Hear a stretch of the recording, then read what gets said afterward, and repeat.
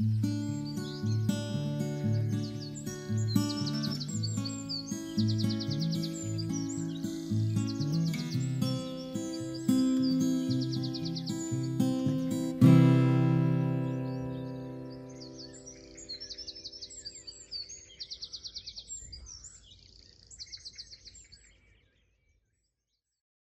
everyone, my name is Jamie. I'm the Heritage Officer with the Friends of Tower Hamlets Cemetery Park.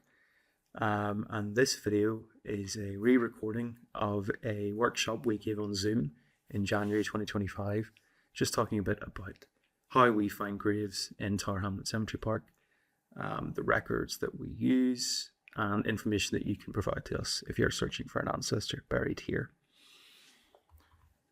So we're first going to talk a little bit about the history of Tower Hamlets Cemetery. Then we'll look at the two types of graves that were used here, the records made by the cemetery company, how we find graves, our process for doing so, and then we'll talk a little bit more about general resources you can use for doing family history research or genealogy. The City of London and Tower Hamlets Cemetery was opened by Act of Parliament in September 1841. And it was the last of the Magnificent Seven private garden cemeteries opened in response to London's burial crisis of the late Georgian and early Victorian periods, caused by a sharp increase in the city's population. Other cemeteries in this group include Highgate, Brompton, Nunhead, Kensal Rise, West Norwood, and Abbey Park. Unlike those other cemeteries, some of those other cemeteries, Tower Hamlets is definitely less grand, doesn't contain as many big monuments or lavish tombs, and that reflects the East End's more industrial working class character at that period. Now, even within a few decades of opening, the cemetery started to gain a bit of a bad reputation for not being particularly well maintained by the cemetery company. There were various attempts to close it down or to reform the practices that were being used there in terms of how graves were being filled, in terms of how remains were being treated. During the Blitz, the cemetery suffered several direct hits, and the two chapels were badly damaged, and the cemetery lodge was destroyed. In the post-war period, local councillors were toying with ideas about turning it into an open space, be it a public park or playing fields. And by the mid-1960s, the cemetery company had gone bankrupt. Problems such as vandalism were rife, antisocial behaviour. The business had been undercut by municipal cemeteries, by cremation. And with their bankruptcy, an Act of Parliament was passed, allowing the newly formed Greater London Council to compulsory purchase the site in 1966 to turn it into a public park. Now, that Act of Parliament gave the Greater London Council the power to remove everything from the site, gravestones, buildings, and in the first few years of their ownership, they proceeded to do so. They demolished the two chapels, they demolished several other buildings, they removed several acres of gravestones, but local residents who were unhappy with this fought against the GLC's destructive plans, highlighted the site as being an important heritage site, being important for families as a place to mourn, but also an important place where nature could be observed and studied, particularly by school children. And in the 1970s and 1980s, they enjoyed increasing success in getting these plans scaled back. And by the time the GLC was abolished in 1986, any plans to rid the site of gravestones had been abandoned. The cemetery passed into the hands of Tower Hamlets Council. It was then renamed a cemetery park to reflect the aim of conserving both heritage and nature. And the local residents and community groups that had fought so hard to protect the cemetery came together formally as the Friends of Tower Hamlets Cemetery Park in 1990. And today we manage the site on behalf of Tower Hamlets Council. We welcome thousands of volunteers a year who take part in activities such as inscription recording, litter picking, weeding, planting bulbs, locating graves. We organise heritage tours, nature walks, foraging tours, and various other activities for families, children and adults alike, including our annual summer fair.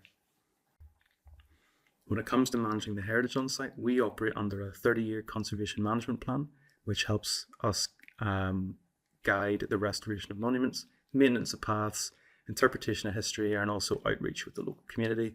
We also handle hundreds of grave inquiries every year, and it is the reason that we are making this video, that we made this workshop, just to teach people a little bit about how we do that and the challenges of locating graves within the cemetery park.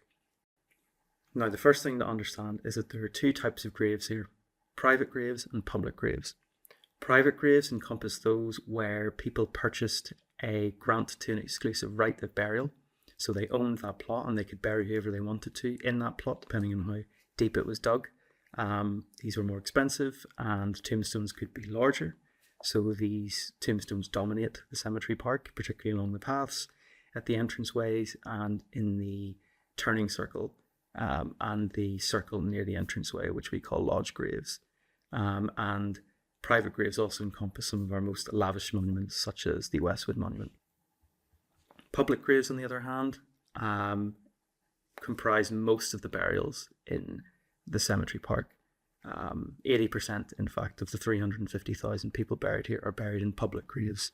And public graves were for those who couldn't afford the grant to exclusive right of burial and who would pay for their loved ones instead for a smaller fee to be interred in a communal grave with other strangers, and those graves were filled just depending on what funerals and burials were taking place on that day. Now, if you're looking for an ancestor or other person buried in what's now Tower Hamlets Cemetery Park, you'll need to provide us with 3 bits of information so that we can, as best as we can, locate their grave. First of all, the date of death or burial. Second of all, the grave number. And third of all, if it's a private grave, you'll need to provide us with a square number as well. And you can email this information to heritage@fothcp.org. It's worth noting that the Friends of Tower Hamlets Cemetery Park are not the successor to the original Tower Hamlets Cemetery Company. Any records that they made when the site was purchased by the Greater London Council in 1966, those records were taken to the Greater London Records Office, which became the London Metropolitan Archives, which became now recently the London Archives. So we don't have access to them in our offices. If you want to view them, you'll have to take out a subscription to ancestry.co.uk or visit your local library where you can view those records for free. Or you can go to the London Archives in Clerkenwell in person, where you can view the Tower Hamlets Cemetery registers and records. During the period when the cemetery was operating, the company made 3 types of record for their burials. The first was the Register of Burials, the second was the Day Book of Burials, and the third was the Register of Private Graves. The Register of Burials was the most fundamental record made. It contains basic information such as when the person was buried, their age, but in the 19th century at least, it usually doesn't contain the grave number. So these are not very useful for finding graves, apart from in the 20th century, they do start to record grave numbers. You can see here in the left-hand column R4224, with the R indicating that it's a public grave, as any letter does, either prefixing or suffixing a grave number. Sometimes public graves are also recorded in this box format, which are pretty useful because you can see how many people were buried in that grave, how long it was open for, the dates they were buried. The Day Book of Burials contains a lot of the same information as the Register of Burials, but you can see here there's a few more columns. So you have the name of the person interred, the address where they lived, the parish where they lived, their age. You also have a column called class. This indicates the type of burial or type of funeral or grave plot that they had. The hour of burial, which indicates the time of day that they were buried. A column which says certificate, and usually contains a yes or a no, and that just refers to the passage of a certificate from the undertaker to the cemetery company to confirm the person's details. But you also have in the second to last column here the grave number, and that isn't usually recorded in the Register of Burials in the Victorian period. So you can see here very clearly marked I518, which is another public grave. And the Register of Private Graves, as the name suggests, is a more comprehensive record of information around private graves. And you can see here the grave number in the left-hand column. You can see the names of the people interred in the plot and the dates they were buried. But you can also see a lot more detailed information than is given with public graves, such as the price paid for the plot, the address and name of the person who owned the grant, the depth to which it was dug, and most importantly, the square number, which is highlighted here. So you can see this is grave 8089 in square 17. And the square number corresponds to a square map of the cemetery. The cemetery was divided into just under 100 squares, in which private graves were plotted, and it helps us to locate them on this map. To use an example of how we might locate a private grave, we can take Anne Harriet Menzies, or Mingus, who died in 1860. And if we were looking for her, what we would do is we would go to ancestry.co.uk, type in her information, her name and her date of death, and you'd be presented with 3 matching records. This obviously corresponds to Register of Burials, Daybook of Burials, and Register of Private Graves. Now, the Register of Private Graves is, as I said, pretty comprehensive, and we can see here quite easily that she's buried in grave 3556 in square 68. What we would do then is we would take our burial maps, which we do keep in the office. It's the one record we do have access to physically. We would find square 68, and on that square map locate grave 3556. And sometimes this can take a long time to find. We have to do it manually. As you can see, there's a lot of numbers on the page. And then we would take this map out to the corresponding area of the cemetery where square 68 is. And by looking at surviving grave numbers on headstones and orienting ourselves, we would eventually come to the location where that grave should be. And if we're lucky, there is a headstone that we can read, take pictures of, and supply to the family who is looking for that plot. Public graves, on the other hand, are a lot more difficult to find, and there's a lot of reasons for this. Firstly, people who could only afford public graves very often couldn't afford headstones, so public plots sometimes just aren't marked at all, or any original markings with a wooden boundary have long since decayed or been removed, and it just makes them impossible to find. Second of all, as you can see from this picture here, as the gravestones are quite small, they get overgrown with ivy and other foliage, brambles and nettles, and in the summer they're basically inaccessible and can be difficult to locate. Thirdly, the cemetery company reused the earth for public grave locations quite frequently. So early public graves used in the 1840s and 1850s, when they were full, the cemetery company might have raised the level of the earth and then put new graves on top of that. So that makes it quite difficult to find or locate the exact locations of graves underneath several feet of earth. And compounding that is perhaps the biggest problem with locating public graves, is that they were poorly recorded on maps. Early graves were, but then these were replaced with later public graves in the 1930s and 40s.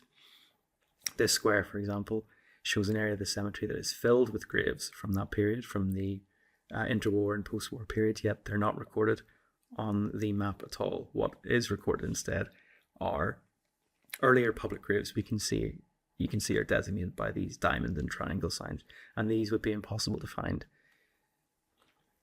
Finally, public graves were the first victims generally of council clearances in the 1960s and 1970s, and there were large swathes of public gravestones that were removed from the cemetery at this time. And even though the remains stay in place, because the headstones have been removed and because the maps can't be relied on, we aren't able to find these plots. So for example, if you have a grave with the letter L before it or after it, that's an area that's been completely cleared of headstones. Now I'll just talk finally a little bit about some of the resources you can use more generally when you're doing your family history or genealogical research. So the first is obviously Ancestry.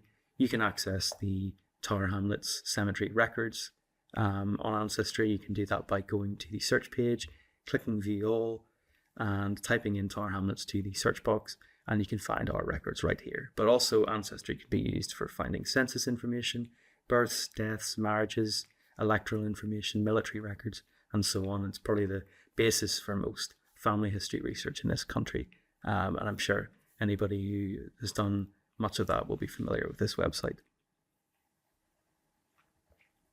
The British Newspaper Archive is also a useful resource. You can find out information about someone if they perhaps had an obituary written about them, perhaps if they were in legal trouble and their case was written about in a paper, or any other sort of newsworthy event happened to them. It'll be accessible, hopefully, through the British Newspaper Archive, which has a large range of titles dating back to the 18th century. If you're looking for certificates, particularly death certificates or maybe birth certificates, you can go to the General Register Office and you can order a digital copy of the certificate for a small fee, usually about £3. This is really good for finding causes of death, but also other information such as the names of family members, addresses, and so on. The London Archives, which, as I mentioned, was previously the London Metropolitan Archives, is the home of the Tower Hamlets Cemetery records, but also contains a lot more information about life in London that you can research. If you're looking more locally for an archive, you can head to the Tower Hamlets Local History Library and Archive, which has an online catalogue and is physically located in Bancroft Road near Queen Mary, University of London. As a lot of people in the East End have Irish connections, if you want to trace your ancestry to Ireland, the best place to start would be irishgenealogy.ie, which is a fantastic free website and gives you access to surviving census records, church records and civil records dating back to the 1860s, such as births, marriages and deaths. Finally, if you're interested in the development of London or the East End in particular, in terms of the way streets were laid out, in terms of the way buildings were developed, you can access both the London Picture Archive, which is a fantastic collection of historic photography. You can use the Layers of London website to overlay historic maps and aerial photography to see how the landscape changed over the course of the 19th and 20th centuries. And more broadly, you can use Historic England's Picture Archive. That concludes this video. I hope you enjoyed it. I hope you found it informative. And if you have any further questions or you wish to supply us with some information so that we may be able to find the grave of one of your ancestors, please email us at heritage@fothcp.org.